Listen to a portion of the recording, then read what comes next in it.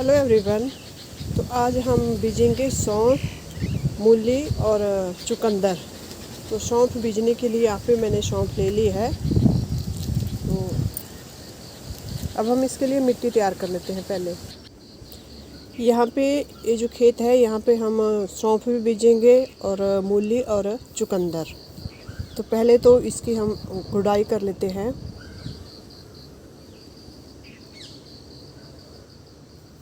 गुड़ाई करने से मिट्टी सॉफ्ट होती है और जो भी हम फर्टिलाइज़र और पानी इसमें देते हैं वो आसानी से एब्जॉर्ब कर लेते हैं। तो जैसे हमने इसमें खुदाई करने के बाद इसमें हम डालेंगे गोबर की खाद और इसको 1 दिन के लिए ऐसे ही रहने देंगे। तो अभी तो हमने इसमें खुदाई की, अब इसमें डालेंगे हम खाद।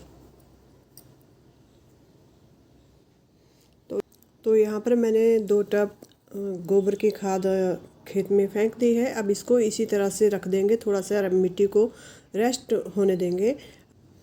यहाँ पे दूसरे दिन का वीडियो है। इसमें देखिए, ये जो हमने इसमें गोबर की खाद डाली थी पूरी तरह से भुरभुरी है, जैसे कि कंपोस्ट होता है, वर्मी कंपोस्ट, उस तरह से भुरभुरी ये खाद हो गई है। ये खाद जितनी पुरानी होगी ये उपजाऊ भी उतनी ज़्यादा होगी। ये जो खाद होती है एक गमलों के लिए भी बेस्ट फर्टिलाइज़र होता है। और जैसे हम इसको खेत में फेंक रहे हैं तो हमें और ज़्यादा फर्टिलाइज़र देने की ज़रूरत नहीं पड़ेगी, क्योंकि बहुत ज़्यादा पावरफुल फर्टिलाइज़र होता है।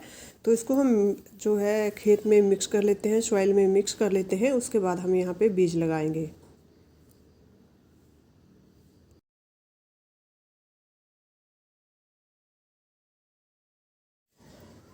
तो यहाँ पे हो गई है क्यारी तैयार। तो मैंने इसको पूरी तरह से बराबर कर लिया है लेवल में, और जहाँ जहाँ पर मूली लगानी है वहाँ पे इसको ऊपर नीचे एक मेन जैसी बना ली है।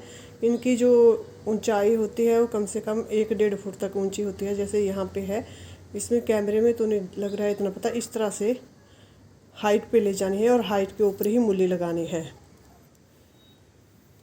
तो यहाँ पे हम सबसे पहले चुकंदर लगाएंगे। ये है चुकंदर के बीज।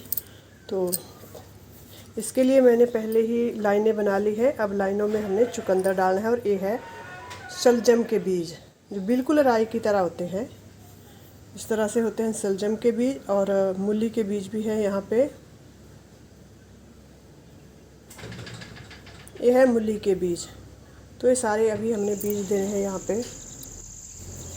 मूली के एक बीज से दूसरे बीज की जो दूरी है वो कम से कम 6 इंच की होनी चाहिए। जहाँ तक इसके पत्तियाँ फैलेंगी उसके बाद ही दूसरे बीज को लगाना है। तो मूली इस तरह से लगाएं। अब लगाएंगे हम यहाँ पे शलजम और उसके साथ ही चुकंदर। और नेक्स्ट हम बीजेंगे यहाँ पे सौंफ। इस तरह से होती है सौंफ। इसकी जो सब्ज़ी होती है टेस्टी होती है, आलू के साथ भी बनाई जाती है और साग में भी इसको डाला जाता है। तो यहाँ पर मैंने क्यारी में इसके बीज छिड़क दिए हैं। ये बिल्कुल ऊपर से ही रखने हैं, या तो ऊपर से हम इसमें मिट्टी के लेयर फेंक दें, या फिर इसको हल्के हल्के निदाई करने के बाद मिट्टी में इसको मिला देना है। बिल्कुल ऊपरी सतह पे इसको डालना है, ज़्यादा गहराई में नहीं डालना है। जिस तरह से धनिया बीजते हैं उसी तरह से इस सौंफ को भी लगाया जाता है। यहाँ पे मिट्टी में मैंने इसके बीज मिला दिए।